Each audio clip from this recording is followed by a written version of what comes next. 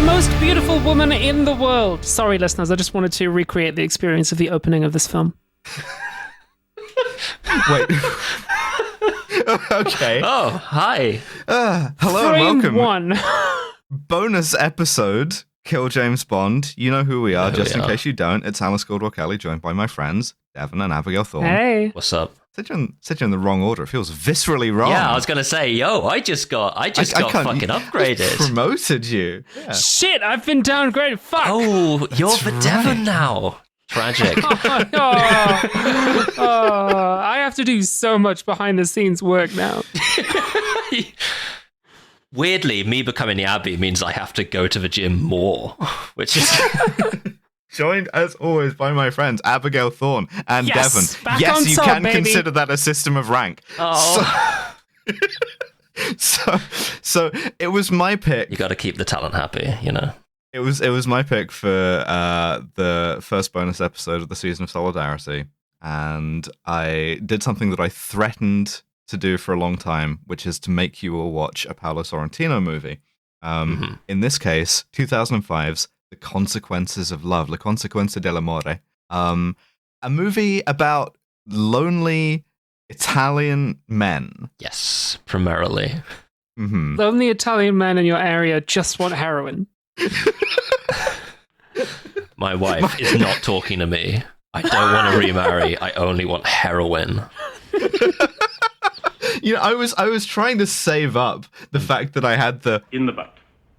Not the drop I wanted. I was trying to. That's a throwback. That's good. Yeah, I was trying to save up the fact that I had heroin saved up, but you know, whatever. I think someone else who's got heroin saved up. It's the guy from the movie. The guy from the movie The Consequences of Love. So, this movie, I kind of struggle to introduce it a little bit because there's some mystery to it. It's quite slow in terms of what it reveals to you. And we've sort of done most of it in the first 3 minutes, 35 seconds. Mm-hmm. But so it begins with this sort of like... Sorry, it begins with a shot of the most beautiful woman in the world. Mm-hmm. Yes, the most beautiful woman in the world. Also a guy taking a weirdly, really long travelator. Yes. Like those horizontal escalators. Yeah. With a big suitcase. Real, like, you're watching a film ass opening shot. Like, it takes him like 5 minutes fully, and it's uninterrupted of him going forward. I was like, when I was trying to get home from Chicago, this is basically what it felt like. See, every shot of a film is a you're watching a film ass shot, but also I understand exactly what you mean when you say that. It's very much like cinema. Yes. There's some like pretensions here, but it earns them, I think.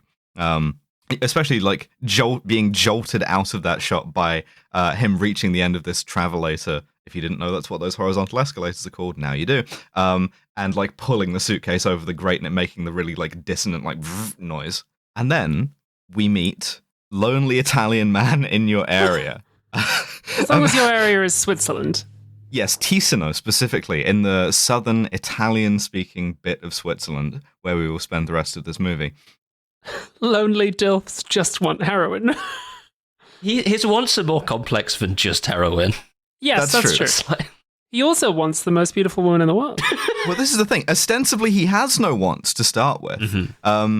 He is this sort of like older Italian man, very like well-dressed, lots of like suits and turtlenecks, absolutely serious and sort of pointedly ignoring the most beautiful woman in the world, who is, you know, the waitress in, as we later find out, like the cafe of the hotel where he lives. But he's doing that meme with the guy standing in the corner of the party, people dancing, being like, no one here knows I'm a very serious older Italian man. Yes. And they're all going, we all know you're a very serious older Italian man. Because he's watching this young man who's like hitting on two women and also the bartender. And he's like, gives this monologue in voiceover about like, it's so, life is so boring. And like, it's so boring when dudes hit on girls. Why do Stacey's always go out with Chads? See, there's more nuance to it than that, because what he says is, and this is his opening line, by the way, the worst thing for a man who spends a lot of time alone is lack of imagination. And so he looks at this guy with the women with him, and the most beautiful woman in the world, who is kind of like flirting with him. She's like bending over the table so he can see down her top. And he's like, normal people would speculate about what this guy does, what his deal is, would like imagine a whole like inner life for him. I don't do that because I only see someone who is frivolous. I am not frivolous. There is only one thing that is frivolous about me, and it is my stupid-ass Italian name, which is Tita di Girolamo. That is a very frivolous Italian name. It's a funny bit that this guy's name is Tita, which is kind of like ridiculous. Is it? I don't really have a barometer for Italian names. Just sounds a bit silly and a bit juvenile, and he's like this, two things that he's not at all. Is it like the Italian equivalent of Jimmy? Yeah, a little bit. Okay. Slippin' Jimmy. Apologies to any Jimmys listening.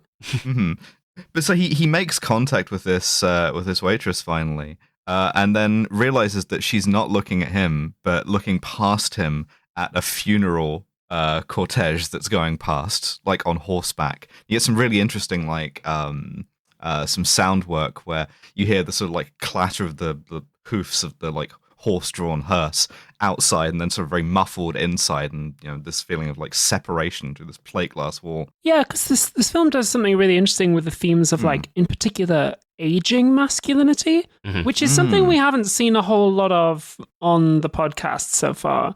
But like, he's really staring down the barrel, is Tita, and like we see later on, there's an older couple in the hotel too that he's kind of a little bit obsessed with. Yeah, but from moment one, he's always associated with, always close to death, right? And when she looks past him at like a dead body, that's an example of what we in the trade like to call foreshadowing. My God. Yeah. Cinema. Crazy, right? This movie has themes. And I'm not being sort of down on it in that way. I think, like we said about, the fact that it's cinema with the capital C, it kind of, it earns that. But there are a few times when you go, oh, I'm hitting the big themes button. And he's basically just a Sigma male, because people in this hotel are constantly trying to talk to him. We'll get to this bit. Okay.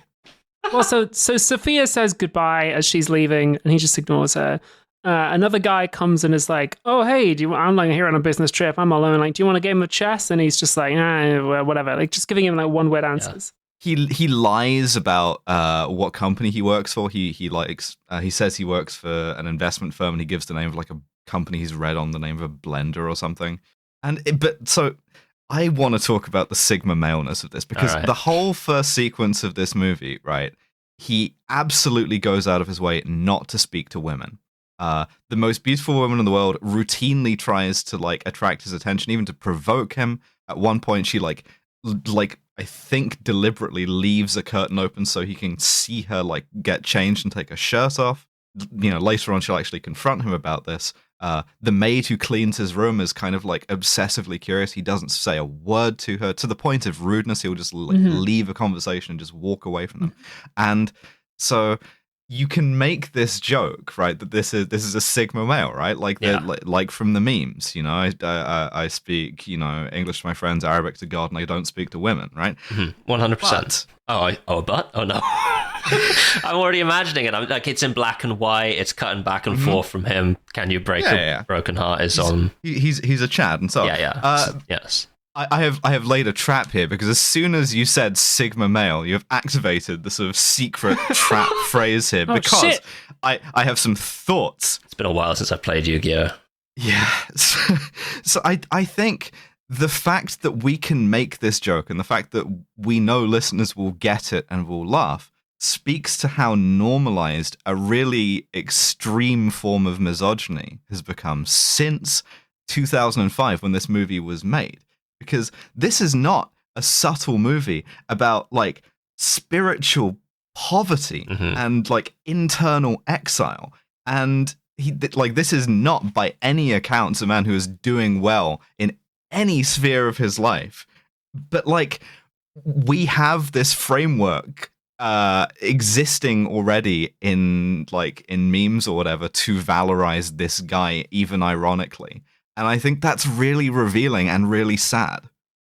Ooh, that's quite enough of that. If you want to hear the rest of this episode of Kill James Bond and all the fascinating Alice analysis that's going to happen after this point, this is a peak Alice episode. I love that woman so much. Patreon.com/killjamesbond, all one word. £5 a month.